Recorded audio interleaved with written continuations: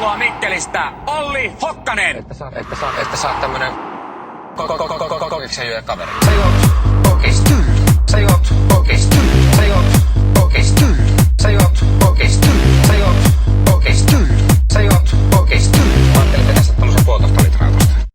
Joo. Osittain on sukulainen sanonut, ei järkevää ole. Joo. Osittain on sukulainen sanonut, ei järkevää ole. Joo. Terveys ja hampaat siinä menevät. Terveys ja hampaat siinä menevät. Terveys ja hampaat siinä menevät. Terveys ja hampaat siinä menevät.